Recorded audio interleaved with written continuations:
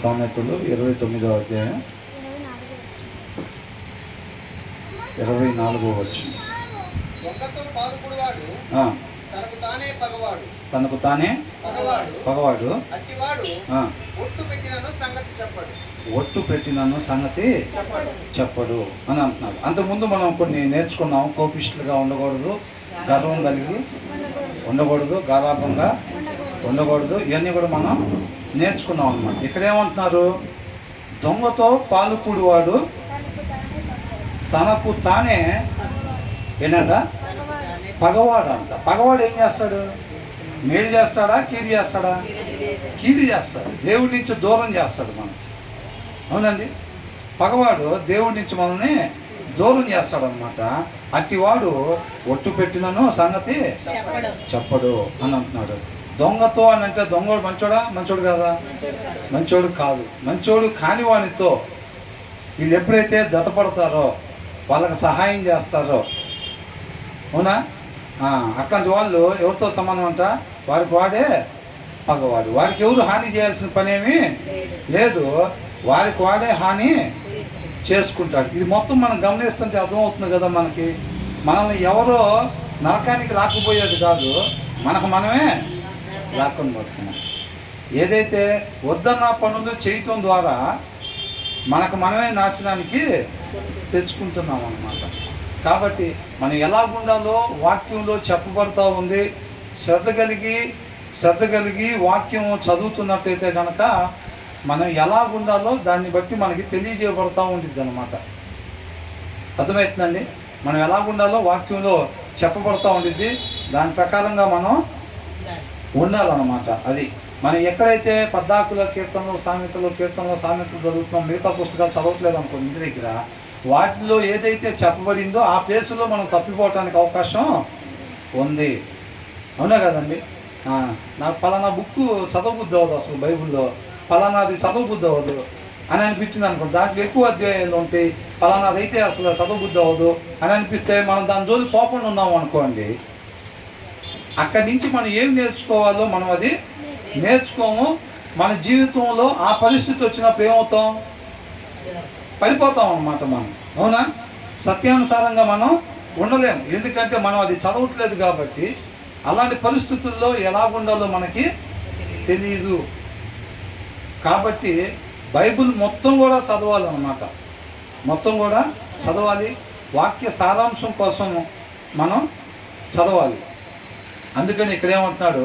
దొంగతో పాలుకూడివాడు అంటే మనం తప్పు చేస్తే కాదు. ఇదివరకు ఫస్ట్లో నేను వాక్యం చదువుతూ ఉండేటప్పుడు అప్పుడప్పుడే చిన్నగా గద్దింపు, అదే మనం ఇలా ఉండకూడదు, ఇలా చేయకూడదు, ఇలా చేస్తే దేవుడు తోడుకున్నాడంట, రేపు దేవుడితో ఉన్నామంట, అట్లా ఉంటే అని తెలుసుకుంటున్నప్పుడు నేనేం చేసేవాడిని అంటే,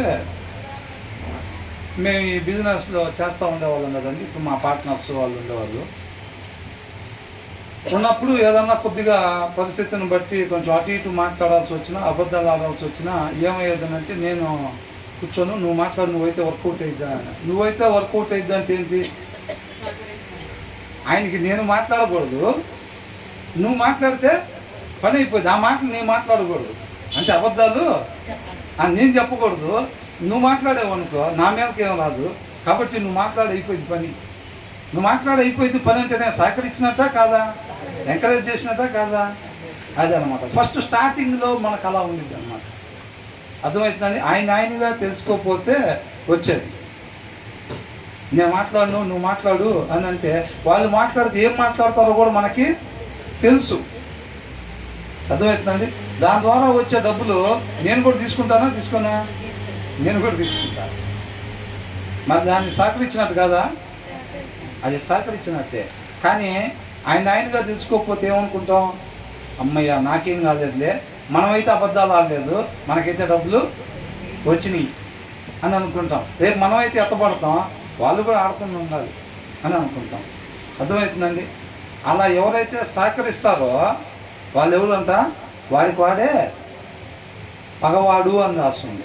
నువ్వు మాట్లాడకపోయినా సరే అవతలోడు మాట్లాడటానికి ప్రోత్సహించినా ఏది చేసినా కానీ మనం దాంట్లో భాగస్వాములు అయ్యామనుకోండి, తెలిసి చెప్పకుండా ఉంటే మేలైంది చేయటం ఎరిగి ఉండి చెయ్యకపోవటం పాపం అని రాస్తుంది. అర్థమవుతుందండి? మనం మేలు చేయటం ఎరిగి ఉండి చేయకపోవటం పాపం అంట. అవునా కదా? కాబట్టి మనకు అది తెలిసినప్పుడు, పలానా తెలిసినప్పుడు అది చెయ్యొద్దని వాళ్ళతో ఖచ్చితంగా మనం చెప్పేవారు ఉండాలి. ఒక విశ్వాసి ఎలా ఉండాలంట? సామెతల్లో నేను నేర్చుకున్నాం. నీళ్ళల్లో ఒకళ్ళు మునిగి వెళ్ళిపోతుంటే వాళ్ళని కాపాడే వాళ్ళు ఎంత స్ట్రాంగ్గా ఉంటారో, అవునా? కాలంలో ఎవరైనా కొట్టుకొని పోతుంటే వాళ్ళని కాపాడాలంటే ఏం చేయాలి? తనను తాను కాపాడుకుంటా వారిని కూడా కాపాడే వాళ్ళలాగా ఉండాలన్నమాట. తను తాను కాపాడుకోలేకపోయాడు అనుకోండి, వాడి దగ్గరికి పోగానే ఏం చేస్తాడు? ఇమ్మీడియట్గా వాడికి ఏదో ఒక ఆధారం, ఏదో ఒకటి దొరికిద్దని చెప్పి చేతులు తట్టేట్లు అంటూ ఉంటాడు. మన చెయ్యి తగలంగానే ఇమ్మీడియట్గా మనల్ని పట్టుకుంటాడు. మనల్ని పట్టుకొని దాని మనం కిందకి లాగుతా తన పైకి రావాలని చూస్తాడు. అవునా కదా? మనం కాపాడుకోలేని పరిస్థితిలో ఉన్నప్పుడు ఏమవుతాం? మనం మునిగిపోతాం. అవునా కదా? కాబట్టి అలా కాకుండా మనల్ని మనం కాపాడుకుంటూ ఆత్మీయంగా అవతలను కూడా కాపాడగలిగే అంత బలంగా మనం ఆత్మీయంగా ఉండాలన్నమాట. అర్థమవుతుందండి? ఎప్పుడైతే అలాగుంటామో ఇలాగ మనం ఖచ్చితంగా చెప్పగలుగుతాం. ఒక మనిషి ఇలా ఉండాలి, మనం పలానాది చెయ్యాలి, పలానాది చేయకూడదు, పలానా మాటలు మనం మాట్లాడకూడదు అని చెప్పి మనం ఖచ్చితంగా చెప్పేవారంగా మనం ఉంటాం తప్ప లోకంలో కలిసిపోయే వాళ్ళలాగా మనం ఉండకూడదు ఆ పరిస్థితిని బట్టి. కాబట్టి ఇక్కడ ఏంటంట? తప్పుడు పనులు, దొంగతో పాల్గొనటం అంటే ఏంటి? తప్పుడు పనులు. హృదయంలో వాక్యం లేనోడు, దారి తప్పిపోయినోడు ఏదైతే చేస్తున్నాడో వారికి నువ్వు సహకరించినా, వారితో పాటు నువ్వు దాంట్లో పాల్పొందులు చేసినా సరే ఏమైనట్టంట? మనమే నష్టాన్ని తెచ్చుకుంటాము. స్వయంగా నువ్వు మాట్లాడితే ఎంత శిక్ష ఉంటుందో, నువ్వు మాట్లాడటానికి ప్రోత్సహించినా కానీ అంతే శిక్ష ఉండిద్ది. ఇప్పుడు మర్ర చేసినోడికైనా, మర్ర చేయమని చెప్పి మాట్లాడినోడికైనా అదే శిక్ష ఇరా కంపల్సరీగా వేస్తారు. అవునా? కాబట్టి మనం ఆయనగా తెలుసుకోవాలి. చక్కగా మనం అట్లాంటి వాటిల్లో ఎక్కడ కూడా మనం మద్దతు ఇచ్చే వాళ్ళుగా, వాళ్ళతో పాటు జతపడి ఉండే వాళ్ళంగా మనం ఉండకూడదు. నేను చేయలేదు కదా, వాళ్ళు కదా చేసింది అనేది మనం ఉండకూడదు. అలా ఉన్నా సరే మనకు కూడా అక్కడ రావాల్సిన ఇబ్బంది ఎదురైద్ది అన్నమాట. తర్వాత ఏమంటున్నారు?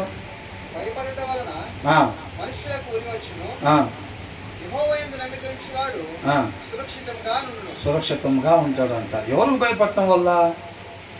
చీకటిని చూసి భయపడటం వల్ల? మరి దేన్ని చూసి భయపడటం వల్ల? మనుషులను చూసి భయపడటం వలన అని అంటున్నాడు. ఫియర్ ఆఫ్ మ్యాన్ అని ఇచ్చాడు అన్నమాట. ఫియర్ ఆఫ్ మ్యాన్ లేస్ ఏ స్నార్ అంట, వల లాంటిదని. వాళ్ళు ఏమనుకుంటారో. అవునా?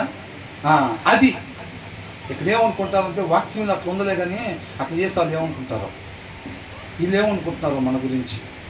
ఎక్కువ అయితే మనం దేవుడి వైపు చూడాలి. ప్రతి మనిషి కూడా దేవుడి వైపు చూస్తా వాక్యమే మనకి మాదిరి కలిగి వెళ్ళాలన్నమాట. అనుకోకుండా ఉంటారా? ఏసైనా అనుకోలేదా? ఏసైనా అనుకున్నారు లేదా? శిష్యులను అనుకోలేదా? లోకానికి దూరం పెట్టారా లేదా? వాళ్ళని పెట్టారు కదా. మరి మనం ఏం చేస్తామనంటే లోకంలో మనం ఎవరు ఏం అనుకోకూడదు, దూరం పెట్టకూడదు. మనం ఇళ్ళలో కలిసిపోతానే రేపు సైలెంట్గా ఎత్తబడే గుంపులో వెళ్ళిపోవాలని అనుకుంటాం. అట్లా వెళ్ళలేం. అర్థమవుతుందండి? వేరుగా ఉండే గుంపుగా మనము జీవించాలన్నమాట. వేరుగా ఉండే గుంపుగా మనం జీవించాలి. కాబట్టి జనాలకు భయపడే వారంగా మనం ఉండకూడదు. వాళ్ళు ఏమనుకుంటారు, వీళ్ళు ఏమనుకుంటారు కాదు. దేవుడు ఆత్మ నడిపింపు ప్రకారంగా మనం జీవించాలంటే వాక్యాన్ని అనుసరిస్తే ఆయన హృదయాలోచన చొప్పున మనం జీవించాలి తప్ప జనాన్ని బట్టి మనం ఏమాత్రం కూడా ఉండకూడదు అనమాట. అదే అని అంటున్నాడు. ఎవరైతే ఆయన యందు నమ్మిక ఉంచుతారో అని అంటున్నాడు. But who ever trust in the lord is safe అని అంటున్నాడు. అర్థమవుతుందండి? ఆయన ఎందుకు నమ్మిక ఉంచాలి? అది మార్గం, జీవానికి మార్గం. అది వాక్యాన్ని అనుసరించటే జీవానికి మార్గం అన్నమాట. కాబట్టి మనం వాక్యాన్ని జనాలు అనుకోకుండా ఏముండరండి. జనాలు అనుకుంటారు. ఎందుకని అనుకుంటారు? వాళ్ళు వేరే దారిలో ఉన్నారు కాబట్టి ఆ వేరే దారిలో వెళ్ళేవాడు ఏమనుకుంటాడంటే ఇదే కరెక్ట్ దారి అనుకుంటాడు. వాళ్ళు చేసేదే కరెక్ట్ అని అనుకుంటాడు. కరెక్ట్ అనుకునేటప్పుడు మనల్ని అనుకోరా మరి అట్లా? కంపల్సరీగా మనల్ని అట్లా అనుకుంటారు అన్నమాట. కాబట్టి వాళ్ళు ఏమనుకుంటారు, వీళ్ళు ఏమని అనుకుంటారో అని మనం అనుకోకూడదు. వాక్యాన్ని అనుసరించటమే మన జీవిత విధానం. తండ్రి చేత ఎవరైతే ఆకర్షింపబడతారో వాళ్ళు కుమారుడి దగ్గరికి వస్తారన్నమాట. అర్థమవుతుందండి. కాబట్టి మన వాక్యాన్ని అనుసరించుకుంటా దాన్ని ప్రకటించుకుంటా మనం వెళ్తూ ఉండాలి. ఎవరెవరికి జీవాన్ని ఇవ్వాలో అవన్నీ కూడా ఆయనే చూసుకుంటూ ఉంటాడనమాట. అదే చెప్తున్నాడు, భయపడటం వలన మనిషికి ఏమొచ్చిందంట? ఉరి వచ్చిందంట. అది వల వేసుకున్నట్టు అనమాట. ఎప్పుడైతే వాళ్ళని వీళ్ళని పట్టించుకుంటూ ఉంటాం చూసారని, వాళ్ళ కోసం వీళ్ళ కోసం మనం భక్తి జీవితాన్ని నటిస్తూ ఉంటాం. అట్లా చేసేటప్పుడు ఏమైద్ది అని చుట్టాలు ఏమని అనుకుంటారేమో, అట్లా ఏమని అనుకుంటారేమో, ఏమైద్ది పోయి తలంబ్రాలు అట్లా వేసేస్తే పోలా, ఏమైద్ది మనం కూడా అట్లా చేసి వస్తే అయిపోయిద్దిగా. బయట ఊరు చూస్తున్నాడు మనల్ని. మన చర్చి వాళ్ళు ఎవరు రావట్లేదుగా ఇక్కడికైనా, ఈ ఫంక్షన్కి రాదుగా ఎంత దూరం. మనమే వేరే ఊరు వచ్చాం ఫంక్షన్కి, అవునా? మన చర్చి వాళ్ళు ఎవరు రారు కదా. ఏమైనా అందరితో పాటు మనం కూడా చేసేసుకుంటే అయిపోయింది కదా అట్లాగా అని అనుకోకూడదు. వాళ్ళను బట్టి వీళ్ళని బట్టి మనం చేసే పని వల్లంతా మనకు మనమే వాళ్ళని తయారు చేసి పెట్టుకున్నట్టు కాళ్ళ దగ్గర. అర్థమవుతుందండి. కాళ్ళ దగ్గర వాళ్ళంటే ఏమైంది? ఆ వల్ల చిక్కుకుపోతాం అన్నమాట మనం. అర్థమవుతుందండి. కాబట్టి మనం అలా జనాలకి భయపడేవారు ఉండకూడదు. యెహోవా యందు నమ్మిక ఉంచువారు నేనే మార్గం అని అన్నాడు, సత్యము జీవం అని అన్నాడు. అవునా? వాక్యాన్ని అనుసరించటమే మన తండ్రి దగ్గరికి మార్గం అన్నమాట.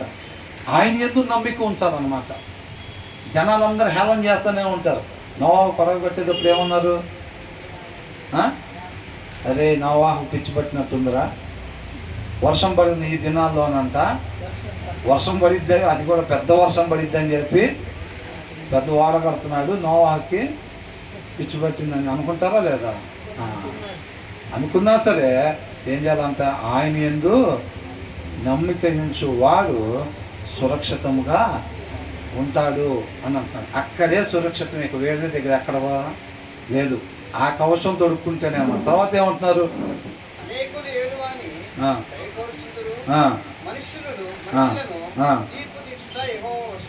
అందరూ ట్రై చేసి వాళ్ళ దగ్గర నుంచి వీళ్ళ దగ్గర నుంచి ఫేవర్ మొత్తం కోరుకుంటా, వాళ్ళతో టచ్లో ఉంటే బెస్ట్, అన్నతో టచ్లో ఉంటే బెస్ట్, ఆ నాయకుడితో టచ్లో ఉంటే బెస్ట్, బాస్కి కొంచెం బాలిష్ చేస్తూ ఉంటే బెస్ట్, రేపు ప్రమోషన్స్ వచ్చినప్పుడు మనకి చూసుకుంటూ ఉంటాడు. ఇవన్నీ అనుకొని ఏం చేస్తూ ఉంటారంట జనాలు? అనేకులు ఏలు వాని దయ కోరుచుందురు అని అంటున్నాడు. ఎవరి వశం అంట? యెహోవా వశం అంటది. అవునండి. అంటే మనం ఎవరి దయ కోరుకోవాలి? మనం యెహోవా దయ మాత్రమే కోరుకోవాలి. But it is from the lord that a man gets justice అని అంటున్నాడు. ఈ భూమి మీద ఏ నాయకుడు కూడా మనకి న్యాయము చేయలేడు, కానీ మనకు వచ్చేది న్యాయం ఎక్కడి నుంచి అంట? యెహోవా యొద్ద నుంచి మాత్రమే మనిషికి న్యాయం దొరికింది అన్నమాట. కాబట్టి మనం ఆ బాస్కి వెళ్ళి చూడటమా, లేకపోతే మన సీనియర్లకి వెళ్ళి చూడటమా, లేకపోతే వాళ్ళకెళ్ళి వీళ్ళకెళ్ళి ఈ లోక సంబంధంగా ఏదో అధికారం ఉంటే వాళ్ళతో టచ్లో ఉండటం, వాళ్ళ ఫేవర్ పొందుకోవాలని చూడటం, ఇలాంటి పనులు మనం ఎప్పుడు కూడా చేయకూడదు అన్నమాట. ఆయన తలుపు తీస్తే వేసేవాళ్ళు ఉన్నారా? ఆయన మనల్ని పలానా ప్లేస్లోకి పంపించాలి అని అనుకుంటే ఆపేవాళ్ళు ఉన్నారా? హృదయాల్ని మార్చగలిగేది దేవుడే. అవునా కదా? కాబట్టి మనం వాళ్ళకెళ్ళి వీళ్ళకెళ్ళి కాదు, తల్లిదండ్రులకి వెళ్ళి కూడా కాదు, లేకపోతే బాసులకి వెళ్ళి కాదు, నాయకులకి వెళ్ళి అంతకన్నా కాదు, చుట్టాలకి వెళ్ళి వాళ్ళు ఉన్నంతసేపు మనకి ఇబ్బంది లేదు, డబ్బులు ఉన్నాయి, డబ్బులు ఉన్నంతసేపు మనకి గ్యాస్ ఏంటంట, డబ్బులు ఉన్నాయి, డబ్బులు ఉన్నంతసేపు మనకి ఇబ్బంది లేదు, ఆరోగ్యం బాగోపోయినా సరే ఇమీడియట్గా హాస్పిటల్కి వెళ్ళిపోయేవాళ్ళం. ఏదైనా ఎగ్జాంపుల్ చెబుదామంటే అన్నీ నా జీవితంలో దొరుకుతున్నాయి. ఏం చెప్తాం? ఒకప్పుడు కొద్దిగా స్టార్టింగ్లో పరిచయంలోకి రాకముందు కొద్దిగా డబ్బులు బాగా ఉండేది నా దగ్గర. నాకు ఏదో తెలియని ధైర్యం ఉండేది. మనం ఫోన్ చేస్తే పిఎం ఎత్తుతాడనే లెవెల్లో ఉండేది. ఎవరు ఎత్తారు నాకు జనరల్గా వార్డు మెంబర్ కూడా తెలియదు. నా ధైర్యం ఏంటంటే అకౌంట్లో కొద్దిగా దండిగా డబ్బులు ఉండేవి అన్నమాట. మనకేమైంది అసలు? ఏదైనా ప్రాబ్లం వచ్చినా, ఇక్కడ ప్రాబ్లం వచ్చినా, ఇక్కడ ప్రాబ్లం వచ్చినా, ఇక్కడ ప్రాబ్లం వచ్చినా, ఎక్కడ ప్రాబ్లం వచ్చినా ఉన్న దాంట్లో బెస్ట్ హాస్పిటల్కి మనం వెళ్ళిపోతాం. అర్థమైందండి? ఇమ్మీడియట్గా డ్రెస్సు తగిలించుకోవటం, లిఫ్ట్లో కిందకి వెళ్ళిపోవటం, సెల్లార్లో కారు తీయటం, హాస్పిటల్కి ఉన్న వాటిలో పలానా దానికి హాస్పిటల్, హార్ట్కి సంబంధించిన హాస్పిటల్, స్టమక్ సంబంధించిన హాస్పిటల్, కిడ్నీలకు సంబంధించిన హాస్పిటల్ అనగానే ఇమ్మీడియట్గా కారు స్టార్ట్ చేయటం, వెళ్ళిపోవటమే. మనకేం ప్రాబ్లం ఉంది అని అనుకున్నాను. అదొక ధైర్యం ఉండేది నాకు. తర్వాత కానీ నాకు తెలియలా. దేవుడు చిన్నగా ఆయన కృపను బట్టి తెలియపరుస్తూ ఉన్నాను. దేన్ని బట్టి ధైర్యంగా ఉంటున్నావు అని. అర్థమవుతుందండి. పండుగ వస్తున్నానంటే మనకేంది ప్రాబ్లం? ఒక 20,000 అవుతాయి అయితే బట్టలకి, మన కాడ ఒక 7-8 లక్షలు ఉన్నాయి. మనకేంది ప్రాబ్లం? ఆరోగ్యం బాగలేదంటే మనకేంది ప్రాబ్లం అని అనుకునేవాళ్ళు. ఏ అవసరత అయినా కానీ, ఏదైనా పిల్లల ఫీజులు అంటే మనకేంది ప్రాబ్లం? అక్కడ ఎంత ఉండేది? మహా అయితే 50,000 లక్ష. మన దగ్గర ఎంత ఉన్నాయి? 10వ తరగతి దాకా జరిగించి అంత ఉన్నాయి. అట్లా కూడా అన్నిట్లో కూడా అట్లాగే ఉండేది. దాన్ని బట్టి ధైర్యంగా ఉండేది. తర్వాత దేవుడి కృపను బట్టి దేవుడు ఏం చేశాడంటే కరోనా రప్పించాడు. కరోనా రప్పించిన తర్వాత కూర్చొని ఇదే అందరి పని, వండుకోవటం, తినటం, క్యారమ్ బోర్డు ఆడుకోవటం, వాక్యం చదువుకోవటం. మేము చేసిన పని అయితే అది. అసలు తెల్లారేనండి 7:30 టిఫిన్ చేసి 8 గంటల క్యారమ్ బోర్డు పెట్టుకోవటం, ఆడుకోవటం, ఇంకంతే. ఇక ఆ టైంలో కూర్చొని తర్వాత వాక్యం చదువుతూ ఉంటే దేవుడు నిదానంగా మొత్తం విషయం. అందుకనే వాక్యం చదవమనేది. అర్థమవుతుందండి. నెంబర్ 1 ఉద్యోగం ఎక్కడికి పోయినా తీసుకుంటారు ఎవరైనా మనల్ని. ఆ జీతం వీటిని బట్టి, తాత్కాలికంగా ఉండే వాటిని బట్టి తెలియక ఏదో ధైర్యంగా ఉండేవాడిని. అర్థమవుతుందండి. తెలిసి తెలియక అనమాట. అదంతా కూడా తెలియకేలేండి, తెలిసి కూడా కాదు, తెలియకనే అట్లా ఉండేవాడిని అనమాట. తర్వాత దేవుడి కృపను బట్టి కరోనా వచ్చింది. కరోనా టైంలో వాక్యం చదువుతూ ఉంటే దాన్ని బట్టి అర్థమైందన్నమాట. ఆ ఎటువైపు చూస్తున్నావు ధైర్యంగా, దేన్ని చూసి ధైర్యంగా ఉన్నావు? వీటిని బట్టి కాదు, ప్రభువా నీ వైపు మాత్రమే చూసి నమ్మిక ఉంచి, ఏదైనా నీ మీద మాత్రమే ఆధారపడేవాడుగా, నీ వైపు మాత్రమే చూసేది. అది విశ్వాస జీవితం అంటే. ఇది కాదు చర్చికి వెళ్ళి వస్తా డబ్బులు బట్టి ధైర్యంగా ఉండేది కాదు విశ్వాసం. అవునా? ఆ విశ్వాసంతో ఉండాలి. ప్రభువా నీ మీద ఆధారపడి ఏదన్నా ఉంటే నువ్వు ఉన్నావు అనే ధైర్యంతో, అదనమాట మంచి మార్గం. అలాగుండాలి, ఆ విశ్వాసం ఉండాలన్నమాట అని అనుకున్నాను. చాలా దినాలు నా కష్టం తెలియకుండా పెరిగా. కష్టం అనేది అసలు నా జీవితంలో కష్టం అంటే అసలు తెలియదు. వాస్తవానికి కొన్ని సంవత్సరాలు పుట్టినరోజులు గడుస్తున్నాయి, నాకు కష్టం అనేది తెలిసేది కాదు.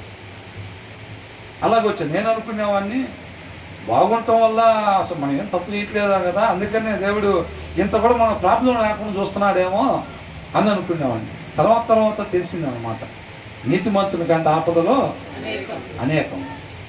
మరి మనకేమీ రావట్లేదు అసలు. ఓహో ఇది కాదనమాట రైట్ వే, నేను ఇది రైట్ వే అని అనుకుంటున్నాను. పుట్టినరోజు అప్పటి నుంచో సాక్ష్యం చెప్పేవాడు. మా పాస్టర్ గారు కూడా అప్పుడు అంతకుముందు బ్రహ్మాండంగా 3 స్టెప్పులు, కేకులు, విందాస్గా ఇది ఏదో చేసేవాళ్ళం. అడవుడి సాక్ష్యం చెప్పాలని అంటే నుంచో ఏం చెప్పారంటే నాకు అసలు ఏం తెలియదు, నాకు కష్టం అనేది తెలియదు. ఇదే చెప్పేవాడిని సాక్ష్యం. నాకు అసలు కష్టం అనేది తెలియదండి. లాస్ట్ సంవత్సరం నుంచి ఈ సంవత్సరం దాకా నాకు పలానా కష్టం వచ్చింది అనేది నాకైతే లేదు. దేవుడు నన్ను అలాగా చేయబట్టుకొని నడిపిస్తున్నాడు. ఒక తండ్రి కుమారుని నడిపించినట్టుగా దేవుడు నన్ను నడిపిస్తున్నాడు. నా కష్టం అనేది అసలు ఏందో తెలియదు అని చెప్పేవాడిని. అంటే జనాలు ఏమైపోతున్నా కానీ నేను దాని మీద గ్యాస్ బాగపోతేనాక డబ్బులు నా దగ్గర స్టాక్ అయ్యేది. అవునండి.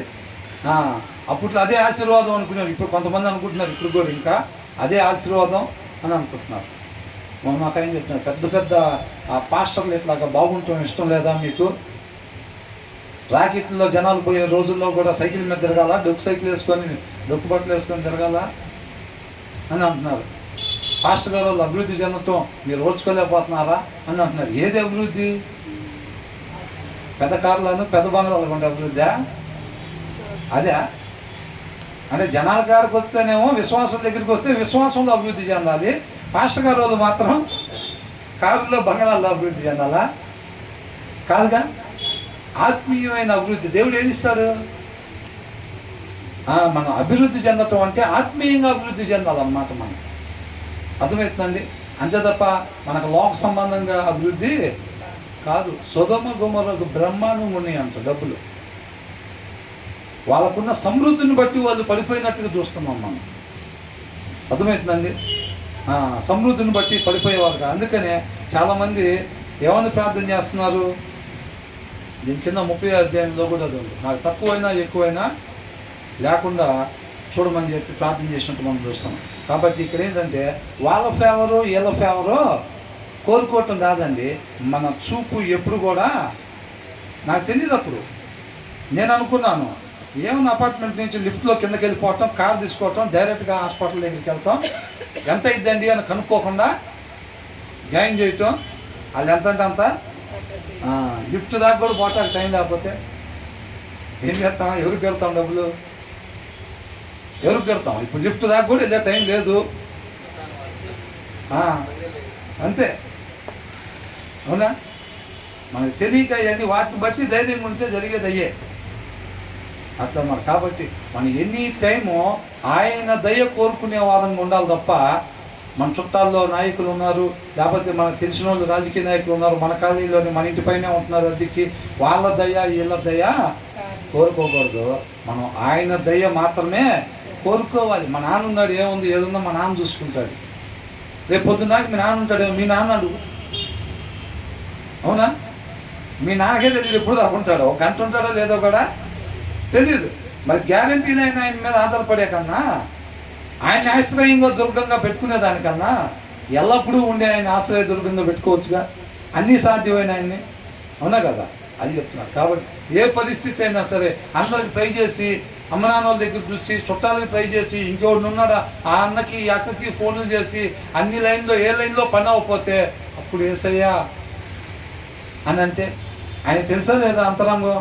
నువ్వు ఎక్కడెక్కడ ప్రయత్నం చేసావో మొత్తం తెలుసు ఆయన, అవునా కదండి? అప్పుడు ఏం చేస్తాడంటే, ఆయన మనం తెలుసుకోవాల్సింది తెలుసుకునే దాని నిమిత్తం ఏ పరిస్థితుల్లో గుండా వెళ్ళాలో ఆ పరిస్థితిలో నుంచి నడుపుతాడు మనల్ని. ప్రతి దానికి కారణం ఉండేదండి, కారణం లేకుండా ఉండదు అసలు. అర్థమవుతుందండి? ఆయన కార్యాలు ఆశ్చర్య కార్యాలు. నేను 7 సంవత్సరాల క్రితం, 10 సంవత్సరాల క్రితం నేను కొన్ని సందర్భాలు గుండా వెళ్ళిన ఆ టైంలో నేను అటు ఎందుకు పోయానో, అక్కడ ఎందుకున్నానో నాకు అసలు ఏం తెలియదు. ఏమో మన పరిస్థితిని బట్టి ఎట్లా వచ్చామని. కానీ ఇక్కడ నుంచొని చెప్పేటప్పుడు ఆ వాక్యానికి ఆ పరిస్థితి చక్కగా జతపడుతూ ఉండేది జనాలకు అర్థం కావటానికి. దాన్ని మనం ఇక్కడ జనాలకు వివరంగా అర్థం అవటం కోసం ఆ పరిస్థితిని, ఆ ఎగ్జాంపుల్ని మనం చెప్పడానికి ఉండిద్ది. మనకు కూడా తెలియదు ఆ టైంలో నేను అక్కడికి ఎందుకు వెళ్ళాను అసలు, అలా ఉండిద్ది అనమాట. ఆయన ఈ టైంలో ఇక్కడ వాడుకోవాలని అంటే ఆ టైంలో అక్కడ ఆ పరిస్థితిని ఏర్పాటు చేస్తాడన్నమాట. అది ఎందుకు వచ్చాను రైట్ అసలు మనకే అర్థం కాదు. దారి తప్పిట్టు వచ్చాము అసలు అని అనుకుంటా. దారి తప్పి కాదు, దానికి ఒక కారణము ఉండిద్ది ఖచ్చితంగా, అట్లా అన్నమాట. కాబట్టి మనం ఎల్లప్పుడూ ఆయన వైపు మాత్రమే చూసేవారంగా ఉండాలి. తప్పుడు పనులు చేసే వాళ్ళతో మనం సహకారం చేయకూడదు, వాళ్ళతో కలిసి ఉండకూడదు. ఎప్పుడు వాళ్ళు చేసే పనుల్లో మనం సహకారులుగా మనం ఉండకూడదు అన్నమాట. 24వ వచనంలో చూసింది, తప్పుడు పనులు చేసే వాళ్ళతో మన సహకారం ప్రత్యక్షంగా కావచ్చు, పరోక్షంగా కావచ్చు, వాళ్ళతో మన సహవాసం ఏమాత్రం ఉండకూడదు అనమాట. అది మనం మాట్లాడకపోయినా అవతలవాడు మాట్లాడటానికి ప్రోత్సహించినా సరే ఖచ్చితంగా మనకు దేవుడు దానికి శిక్ష విధిస్తాడన్నమాట. తర్వాత ఏమన్నారు? 25లో ఏం చూసాం? జనాలకు భయపడే వారంగా కాకుండా దేవుడికి భయపడి, ఆయన ఏదైతే చెప్పాడో అదే సత్య మార్గం కాబట్టి దాని ప్రకారంగా మనం ఉండాలి. జనాలు కంపల్సరీగా అనుకుంటారు, అనుకోకుండా ఏమి ఉండరు. కాబట్టి జనాలు ఎవరేమనుకున్నా సరే మనం మాత్రం వాక్యానుసారంగా నడుచుకునే వారంగా ఉండాలన్నమాట. తర్వాత ఏమంటున్నారు? జనాల దయ కాకుండా దేవుని దయ కొరకు మనం చూస్తూ ఉండాలన్నమాట. ఆయన దయను కోరుకుండా ఉండాలి, ఆయన వైపు మాత్రమే చూసేవారం ఉండాలి. అర్థమవుతుందండి? ఎప్పుడు కూడా ఆయన వైపే చూడాలి, మనం ఆయన మీదే ఆధారపడాలి. ఆయన ఉన్నాడన్న ధైర్యమే మనం కలిగి ఉండాలి అంతే. మనకున్న ఉద్యోగాన్ని బట్టు, మన దగ్గర ఉన్న డబ్బులను బట్టు, లేకపోతే మనకి ఎవరో ఎక్కడో దగ్గర బేర్కాపీస్ పరిచయాలు, కొద్ది నాయకులు పరిచయాలను బట్టో కాదు మనం ధైర్యం ఉండాల్సింది. మనం ఆయన్ని బట్టే ధైర్యం. రక్షణ ఎక్కడి నుంచి వచ్చిందంట? యెహోవా యొద్ద నుంచి మాత్రమే రక్షణ వచ్చింది. ఆయన మాత్రమే ఆశ్రయ దుర్గంగా తప్ప ఇక మనం వేరే చోట ఎక్కడ దాక్కున్నా అపవాదికి ఈజీగా హ్యాండిల్ చేస్తాడు. మనం వాక్యం అనే కవచం ధరించుకుంటేనే తప్ప ఇక మిగతాది మనం ఎక్కడ దాక్కున్నా సరే మనకు రక్షణ లేదు. వాక్యం అనే కవచం ఎలా ధరించుకుంటాం? ఎలా ధరించుకుంటాం? వాక్యం అనే కవచం ధరించుకుంటేనే మనకు రక్షణ, అవునా? మరి ఎలాగా? ఆ కవచం ధరించుకోవటం అంటే ఏంటి? వాక్యాన్ని అనుసరించటం, అవునా? కీర్తనలో 11 ఏమంటున్నాడు దావీదు? నీతిమంతుడివే కానీ పారిపోయావు, దుష్టులు బాణాలు ఎక్కిపెట్టుకున్నారంటే ఏమన్నాడు? నేనెందుకు పారిపోవాలి అసలు? ఆయన నీతిమంతుడు, అక్కడ కూర్చొని ప్రతి నరుణ్ణి చూస్తూ ఉన్నాడు. ఆయన దుష్టుల పట్ల ఆయన కోపాన్ని ప్రదర్శిస్తాడు తప్ప నీతిమంతుడికి ఆయన తోడుగా ఉంటాడు. ఆయన ధైర్యం అదే, నీతిమంతులకి తోడుగా ఉంటాడు అని అంటాడు. నీతిమంతులు వాక్యాన్ని అనుసరించే వాళ్ళు. నీతిమంతుడు ఎలా ఉంటాడంట? సింహం వలె ధైర్యంగా ఉంటాడు. వాళ్ళకు ఉండే ధైర్యం ఏంటంట? అది నేను వాక్యాన్ని అనుసరిస్తున్నాను, ఆయన నాకు తోడుకుంటాడు అంతే, నాకే భయమో లేదు ఇంకా అని అంటున్నాడు. అది వాక్యాన్ని అనుసరించటమే అన్నమాట. వాక్యాన్ని అనుసరిస్తూ ఉంటే దాంట్లో వద్దన్న పని ఎప్పుడైతే మనం చేయకుండా ఉంటామో ఆయన మనకి తోడుగా ఉన్నాడనే ఒక ధైర్యం ఉండేది. కాబట్టి అదే వాక్యం అనే కవచం మనం ధరించుకోవటం అన్నమాట. తర్వాత ఏమంటున్నాడు? దుర్మార్గుడు వాక్యాన్ని అనుసరించిన వాడంట. ఎవరికంట? నీతిమంతుడికి. వాక్యాన్ని అనుసరించే వాళ్ళకంట ఏంటంట? హేయము, అంటే ఇష్టపడరు అన్నమాట. అర్థమవుతుందండి?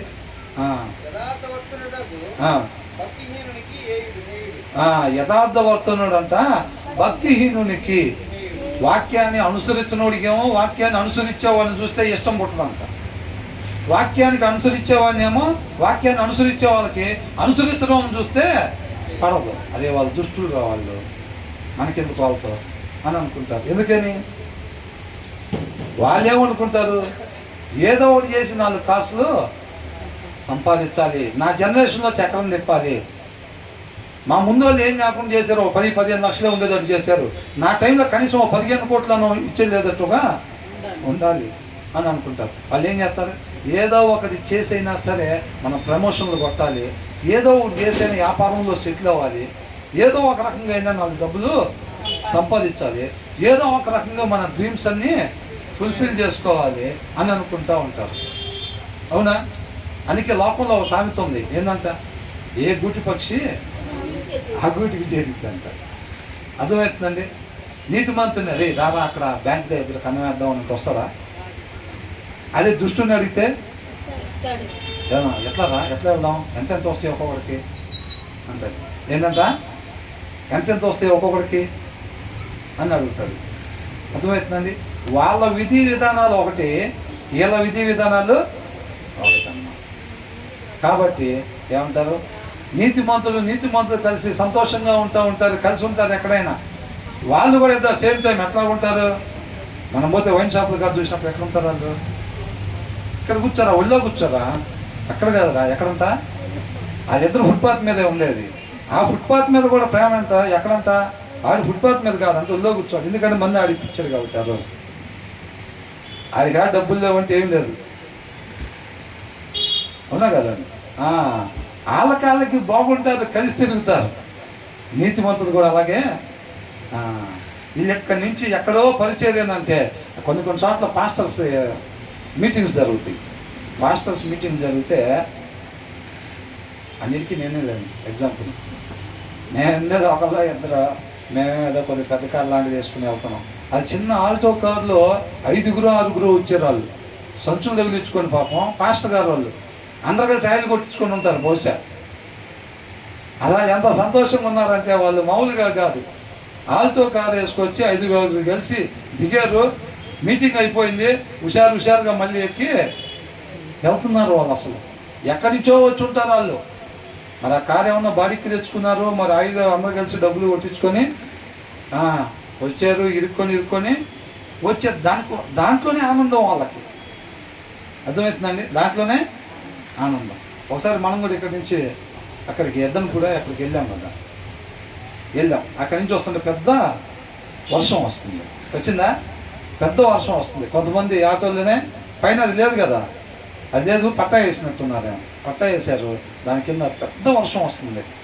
దాని కింద కూర్చొని అట్లాగే వస్తున్నాను.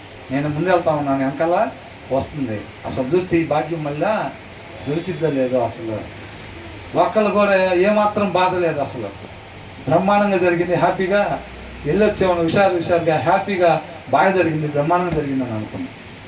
అక్కడికి పోతే రోడ్డు మీద ఉన్నారు, రోడ్డు మీద బాగా పెట్టుకోవచ్చు, ఫ్రీగా ఉంటుంది, ఇబ్బంది ఏముండదు. అక్కడ పోయేసరికి పెద్ద వర్షం.